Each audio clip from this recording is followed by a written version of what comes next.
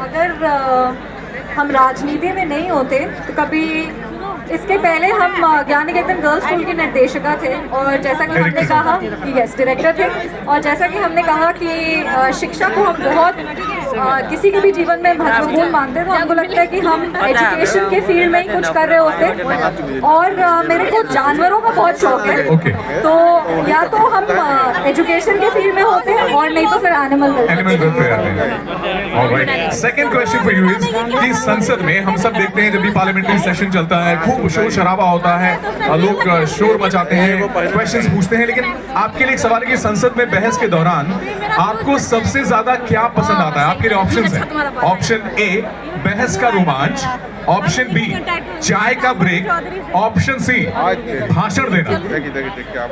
एक funny story है, बचपन से ही मेरे को जैसे एक जब भी मेट का डायलॉग था कि बचपन से ही मुझे एक्टर बनने का बहुत शौक है, वैसे ही बचपन से मेरे को भाषण देने का बहुत शौक है। क्या बात है, क्या तो तभी आप यहाँ पर यंगेस्ट एमपी हैं इंडिया की और समस्तीपुर की पहली महिला एमपी चुनी गई है। No doubt, no doubt, flair all goes to your own skill. Okay, अगला सवाल आपके लिए। संसद में ना बहुत सारे लोग, बहुत सारे नेता होते हैं, है ना?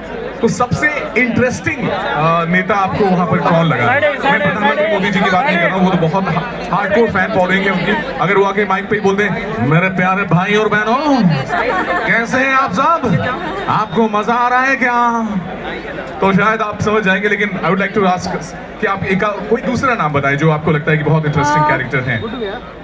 इंटरेस्टिंग तो नहीं, बट हाँ अगर किसी का स्टोरी पार्लियामेंटेरियन का हमको बहुत इंस्पायरिंग लगता है तो वो मेरे ही पार्टी के राष्ट्रीय अध्यक्ष तथा केंद्र मंत्री श्री चिराग पासवान जी हैं। चिराग भैया है जिस कहते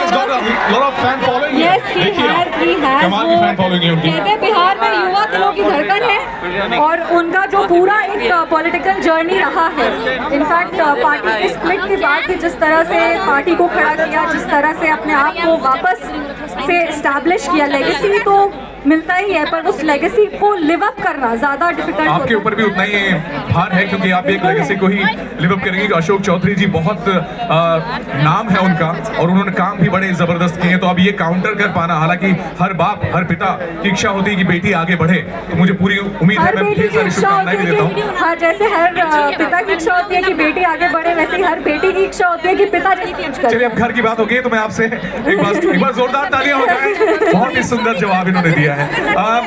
अब घर की बात होगी तो घर वाली बात करते हैं। एक बात बताइए कि आप लिट्टी चोखा बनाना जानती हैं?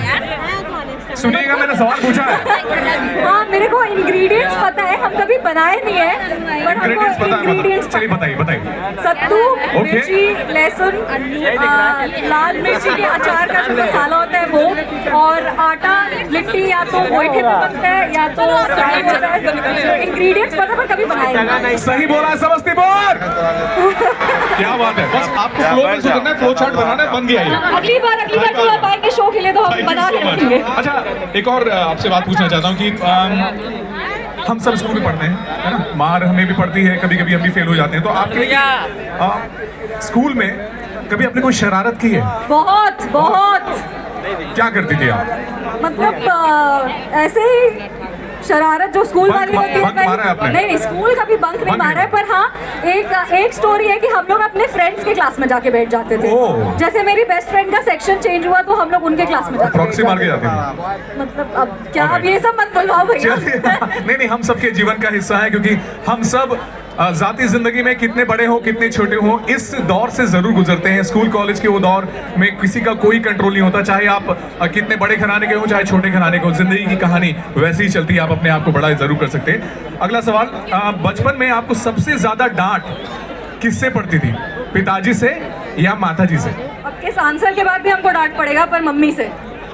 अरे अभी हम उतरेंगे और हमको डांट पड़ जाएगा कि तुम ये झूठ क्यों बोली। पापा प्यार बहुत ज्यादा करते हैं। बहुत उनका भी डांट पड़ता था पर कम, मम्मी का ज्यादा। मम्मी का जो डांट पड़ता था इन तीनों में से किस ऑप्शन के लिए पड़ता था? पढ़ाई ना करने पर, दोस्तों के साथ ज्यादा खेलने पर, खाने में नखरे करने पर?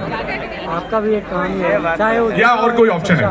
नहीं, हम स्किप कर दे क्या ये? अच्छा, बताना नहीं चाहती वरना घर तो जाना ही है भाई।